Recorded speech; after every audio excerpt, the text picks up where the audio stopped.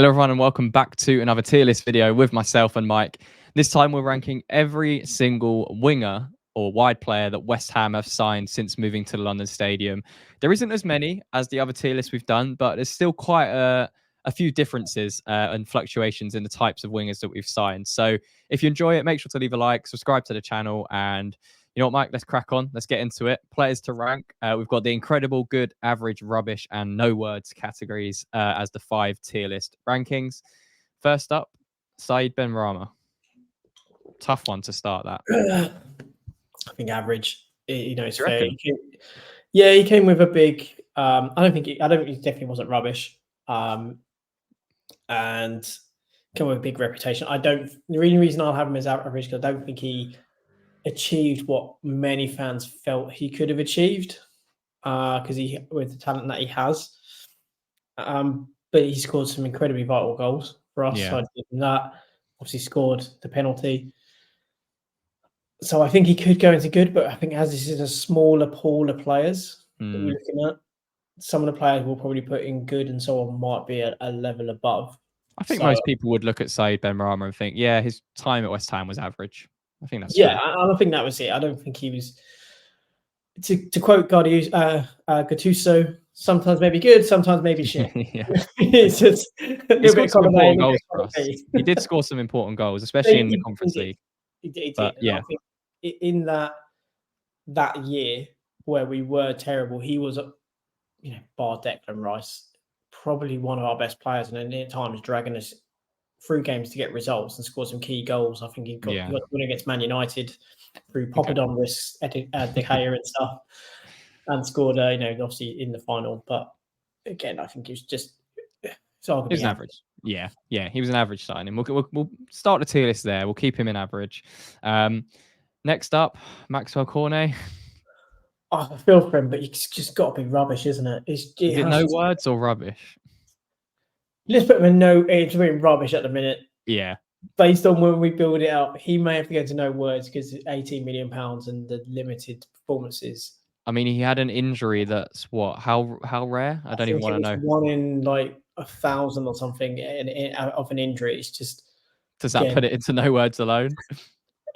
That alone normally would do, but I feel the only reason I'd only from rubbish is because I felt like when he did come back, the manager who brought him in was unjust. He wasn't really played. Yeah, I think he was also a bit unjust in how he then viewed the player and used him. So I would say rubbish for now, but we might have to come back to it with no words.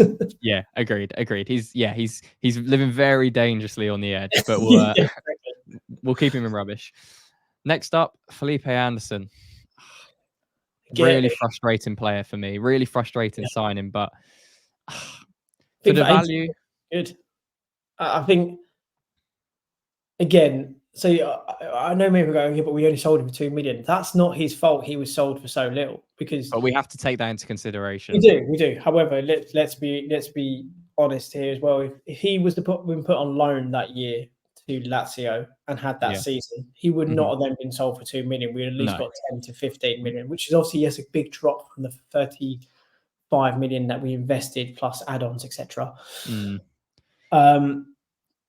But there's another player that was all of a sudden just kind of just binned out because the manager didn't fancy him and then sold stupidly by the board, who thought they did a masterstroke by whacking a 50% sell-on clause onto a $2 million sell, thinking, if he does well, we'll get sold and we'll make a good packet out of it. I really liked Anderson, man. Yeah, and I think as we kept saying at the time, he could nutmeg a mermaid and stuff. So I think. I think with him as well, he was just really inconsistent. Yeah, it was inconsistent, but it's in first season or maybe in 18 months, he's probably arguably our best player by a mile. But where would you put him? I think I'm going to say average, top of average for now. And had he not had to play a majority of his career at left back for West Ham, I think he would have been good, but he had to spend too much time covering for Cresswell and then getting moaned at despite having the best defensive statistics of any player, being told that he's lazy and a terrible defender. I I never understood that criticism, and I think if we hadn't have sold him, like you say, for 2 million, I would be wanting to maybe put him into good, potentially. I just think the lack of consistency. I really wanted that to work out, that signing. I really did, because the player was there. It just didn't happen. But yeah, I think top of average for now is good for Felipe Anderson. Let's move on. Jared Bowen. Do we need to debate this one? No words, mate. No words. Top of incredible. There's my veto. Definitely. What can you say? He's turned up to the club. Probably going to be our leading Premier League goal scorer in the next year or two, if we're Captain honest. now as well. Yeah, captain, 7-year contract. Scored the winner to earn us our first European title in however many years. Said he'd love to retire at the club. Yeah, exactly. Just incredible, isn't it? Incredible. Really, what he's done since he signed. Agreed, 100%. Grady Diangana. Obviously, it wasn't a signing, but came through the youth team. I think he was average. He could have been a good player. I think in that season, he looked really good in pre-season, seemed to be linking with Allaire and stuff, and obviously caused a complete toxic break in the fan base, and with Mark Noble actually publicly standing up as well. I think he's an unfortunate victim of David Sullivan wanting to make money. And I think that's what it was. And then given a flimsy and stupid excuse that had no weight. But yeah, he had good games, Grady, but he was inconsistent. However, young talent, wasn't he? Very raw. Yeah, he probably left us a year too soon, maybe. Yeah, agreed. Yeah, is what it is. Everything when he did play, we got good value for the signing. I will say that, but I think bottom of average is probably where most people would put him. We may be wrong, but yeah, we'll put him there for now. Sofiane Feghouli. See, I always thought Feghouli was all right. So did I. Another one, I think, again, was unjustly treated, unjustly sold because the board wanted to make, I think. He was also a free transfer from Valencia in that 16-17 transfer. He sold him for 7.5 mil that summer, or a bit like Norvite. We sold him. Oh yeah. Again, that was the quantity over quality piece where David Sullivan was, banging about how he's going, spent all this money on, or getting all these players, good quality players in on free. And then the one that really actually was working out and showing talent, he then binned off. Yeah. To Galatasaray. But yeah, I felt for Feghouli because I thought he was a good player for us. But he scored 3 goals and got 3 assists in 21 Premier League games. Yeah, I think he was a good player. Only 1,000 minutes as well. Yeah. And that year was just so inconsistent. Yeah. We had all the problems with Payet happening as well. And it was just what could go wrong did go wrong. And there was a lot of gesticulating from the club about, look how brilliant we've been with these free transfers. And that all these other players have brought in then basically a year later. Yeah. We're trying to bin them all off. We made profits because we bought a couple on frees, but I'd want to put him into good. Put him. I would say good. Because it's a free transfer. Yeah, free transfer, made a 7.5 mil, got 3 goals for assist, and was arguably pretty bloody handy when he did play. Yeah. But a victim of David Sullivan going, I don't want to be associated with a really poor window. I'm just going to bin off all the ones that I went and bought. Pretty much, yeah. All right, we'll keep him there for now. May move him around, but yeah, I'm happy to put him in good for this pot. Next up, Luis Guilherme. Can't really put much on it other than the signing itself. Average, good, average. See, I would personally probably put him in good based on the fact of what he had done in Brazil in short space and short minutes done. It looked good. I wouldn't put him in good yet, personally. Well, I think, again, when you're talking about the talent he could be and the potential that it does. Yeah. It's thinking right now. Right now, he hasn't played for us. So you could say, look, he has to go into average because, I think if we're going to go in that respect, then he has to be at the bottom of average. Yeah. Because Diangana played more games. Said scored some very important goals. And at times, Felipe Anderson was incredible for us. So I think you'd have to then put him at the bottom of that category if we're not going to go on. I think let's keep him there for now. I think because, as you say, there's not really much to go off other than the potential of the signing. So yeah, difficult one to judge that, to be honest. But moving on, trying to see who that is. Do you know who that is? Why has my mind gone blank? Oh, that's Saeed Haksabanovic. Haksabanovic, that's the one. No way. Just turned up one day at training. No one knew who the hell he was. He came in as part of, I think, as an agent deal because of with Arnautovic. Yeah. Yeah, the guy didn't ever really play. I think we bought him for 2.3 million, sold him for about same, I think, give or take, maybe even 5 million. We maybe sold him. Yeah, ended up at Celtic at one point. Oh yeah. Signed him for €3 million, and then we loaned him out to Malaga, and then it looks like he was sold for 2.6 million. Yeah, so pretty much the same. Yeah, no words for that one. Agent deal to get Arnautovic happy and signed. So I think just the way the deal transpired and the fact he rocked up at training without anyone knowing who he was, I think it just means it has to be no words, regardless of what he did at the club, because it's just like, what the hell is happening? How can you work like that as a club? Yeah, no, I agree. He goes in there. Mo Kudus, got to be incredible, right? Yeah, he is a phenomenal player. It's a ridiculous signing, that. To be honest, like we talked about one of the other ones. He has 100 successful take-ons over, I think, this calendar year. Yeah, and that is nearly, I think, about 40 more take-ons than the closest to him, who is Jeremy Doku, who plays for Manchester City. Mental. So it's just insane how good he is with the ball at his feet. Who do you think is better out of Bowen and Kudus right now? Technically, as a football player, Mo Kudus. Because I think you complete both players in the same situation and ask them to dribble, Bowen will lose the ball far more than Mo Kudus does. I think he's better at dribbling. I think he's better. He's a better dribbler and ball carrier than Bowen. But does that make him a better player? I wouldn't put him above Bowen yet as a player. I think with the potential he can. I think he definitely can be. I think the problem is at the moment we're playing at left back, left wing, which isn't the best place for him. However, you give him the ball, he can drive you up the pitch. I think he has the potential to be, an insane player for us. But whether we will get to see him at his full potential, because we might sell him before then. Yeah. Because the big clubs will come calling. I think that's also maybe a metric, is that I think in the next year, the clubs who would come for Mo Kudus are going to be of a very high caliber.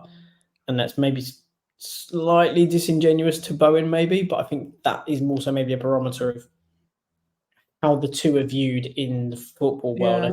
I don't think so, because I think Liverpool have been looking at Bowen for a very long time. That's the thing. Bowen has been. I think with Bowen, he's very, outwardly committed to the club with a long-term deal, and he's obviously become club captain, and he's English, so it becomes a much more complex deal to get done. So the better value for signing might be Kudus. Yeah, I just feel that Mo Kudus as a player, and this is maybe my own personal preference, gets himself involved in a game more than Bowen does, because Bowen does a bit like a Thomas Müller. He likes to find space. So, as Thomas Muller put it, was it a space investigator or something like that? He's had about 10 different sayings, so it might be, yeah. Yeah, I think it's like the Rummenigge or the space investigator. I think was the best one. He's a bit like that in that he looks to try and find those spaces and maybe not involved as much in play sometimes. Yeah. Because he's looking to do that, but he does a hell of a lot of work defensively. So I would probably say, just based on involvement, we're going to say which one I think is better as a player. I would say Mo. However, Bowen has shown over the years, with the level of goals he scored, the number of assists, at the moment he's probably the more impactful from that final third delivery point of view or output. He's probably the one that shades it in that respect. Yeah. Fair enough. Yeah, it's a good point. It's tough one to call it. It's good options to have, good debates to have. What a thing for us to be moaning about. I mean, we could be sat here. I mean, some of the players on this list, we could be debating between two of them, but we're talking about Bowen and Kudus. So yeah, as you say, very nice problem to have. Robert Snodgrass. See, I love Snoddy, but I love Snoddy not because of the player. I love Snoddy because of his attitude. I think 100%. He was an average player who played average. Yeah, I agree. Benrahma had far bigger impact. I would put him above Grady, but I think that's fair. I know some people won't agree, and some will say, "Nah, he was good." That's fair enough. No, I think it's fair. But I think he was an average player who ran his absolute nuts off. Yeah. And that's something that sometimes elevates a player with West Ham, because it comes across as a working class bloke running around, doing in the yard graft, putting in a hard shift and doing everything for his teammates, which is great. Yeah. However, I think it's tough because he was almost brought in as the Dimitri Payet replacement in that January transfer window, which is an incredibly difficult thing to do, number one. And number two, it just wasn't fair to label it as that. And then, yeah, as you say, on the pitch, I think around the middle of average is fair for his performances. I thought there were times where he played quite well, scored some pretty good goals for us, like Crystal Palace, etc. Fulham away, I know he scored a good goal in that game. And I think off the pitch, as you say, not one bad word to say about Snodgrass. The work he did. What a dude off the pitch. Yeah. Stuff he did like with Isla. Yeah. Just in general, that like his attitude was, he just seemed like such a genuine, awesome bloke. Exactly. Which is why I feel bad for not saying putting him in good. But we just have to look at it. Yeah, we just have to look at it objectively. I'm just trying to be a bit unemotional about it and just say, as a player, there were flaws. There were good things, but there were flaws, and he wasn't the quickest in that. So, yeah, I'd say average. Yeah, I agree. Yeah, we'll keep it that. Summerville, again, tough one, really. Kind of just at bottom of average, similar with Guilherme. Yeah, I think he's got to go above Guilherme because we've seen him do it for Leeds. Yeah. But the fact that we haven't seen him do it for us, I know. For those who've watched the Todibo one or watched the other one already, seen us put Todibo above, put him in a good one because we're talking about his reputation. But I think at least with Todibo, he did it in a top tier league, and was, on the verge of going to a Champions League club like Juventus against Summerville, who was talked about some clubs here in the UK, didn't really get much traction, and. Yeah, I think after a great season for Leeds, I think he has the potential. Has the potential. Yeah, exactly. Both these players have the potential to go up to here. I think for now we'll keep him here because it's the Yeah, but the other ones we've seen, they've at least played in claret and blue, so we can they have to be above them if we're going to place things to an average. Yeah, exactly. Cool. Next final two. First up, Vlasic, Nikola Vlasic. You know what? I'm going to have to say no words. I was going to put it rubbish. See, I would say rubbish. But the fact we spent 30 million quid on him, couldn't then find a position to play him in. And again, some of this I think is also on the manager, if I'm being brutally honest. He wasn't, he was like, that signing made absolutely no sense. And that's why I put it into no words, because it made no sense. It was basically our only real signing that season. We wanted a striker, was aiming for a striker, and then they bragged about bringing in this guy as a centre forward. Bear in mind, it's harsh. No words is harsh. Like, we keep that category's reserved. I think I'm not putting it on him. I'm saying based on the fact, all of the circumstances around that signing, pointed that it wasn't a player needed, wasn't a position needed, and then you go spend that much money and then give him pretty much no real chance whatsoever. And not playing him in his right position either. Yeah, means it's absolutely no words. It's the complete and utter massive, hugest misprofiling of someone. Okay, we'll put him. Yeah, we'll put him in no words. That's fine. That's fine. It's tough. Yeah, as you say, it's a complete misprofile, and the way we sold him and the way we handled that was just completely wrong. If I was basing just on the player, I'd say rubbish, but it's just the other factors that just make it just dumbfounding that we even decided to put that much money into it as a player and then not even try and commit to that player. Agreed. Last one, Yarmolenko. Scored some incredibly important goals for us. I think he has to be good because even though he didn't play well, he arguably scored the goal that stopped us from getting relegated. That goal against Chelsea, and then that goal against Sevilla. Yeah, these are probably these two things I'm talking about, probably more emotional than based on anything. But yeah, I think those two goals were probably arguably two of the most important ones in parts of our recent history. Especially the Chelsea one, because we were right up against it at that stage. I also think the injury that Yarmolenko got against Spurs that put him out for months really hurt him, because he was obviously starting to get to that age where, he was never blisteringly quick, but he was starting to lose a bit of that pace. But Yarmolenko's footballing intelligence was I'd say one of the highest we've seen from all of these wingers. Technically, from a technical point of view, so good. Phenomenal player. for his height as well. Wand. It's just, and yeah, like you said, the injuries caught up with him, unfortunately. Probably left Ukraine maybe a bit too late in his career. But yeah, we signed from Dortmund, didn't we? Yeah, signed for Dortmund, I think, 18 million quid. Yeah. If it wasn't for injuries, I don't think he'd ever been playing for West Ham, because I think that's how good he is. I think the Dortmund was his level, but injuries curtailed him remaining up there. Scored some brilliant goals. His left foot was a wand at times, and yeah, I think that the goal against Chelsea was superb. The way he just put Rudiger, sent it for a hot dog and then tucked it away to essentially 100% secure us up that year. Yeah. And then the goal against Sevilla would always I would always look at him very favourably, just for two of those moments there that spring to mind. But he was always, I felt, a player that gave everything he could. It's maybe, again, like we did with Zuma, or said with Zuma, I think it wasn't actually his technical ability that was the problem. It was the fact that his body couldn't keep him at the level that he could be at, because he couldn't keep going, because he lost that bit of pace. Yeah. And so on. So it's okay. Yeah. Well, yeah, I think I'm pretty happy with this list. I think there could be maybe one or two arguments that, putting Feghouli over Benrahma and stuff is maybe a bit controversial. You know what? No, let's stick with it. This is our list. Let us know why we're wrong in the comments. And yeah, give us your list, because this is not easy to do. The more we do the harder it gets. It's like, if you do it normally, when you say, guys, this is wrong, this is wrong, this is wrong. When you start doing it and having a conversation, man, and you start going, yeah, but is that harsh to say, mate? No. And then you end up with a list where you're going, yes, to be fair, one or two of those could easily slide up or down on that list. But yeah, exactly. Let's stick with what we got. It's tough, but that is the beauty of having a channel where you can talk about what you want and do what you want. But let us know let us know why we're wrong. Always glad to see the feedback. And yeah, there is some, I would say, questionable ones in there. So let us know how you'd have it differently. That's enough about me and you. yeah. But yeah, if you enjoyed the video, make sure to leave a like, subscribe to the channel for more content. And yeah, Mike, until the next one. Come on, you eyes.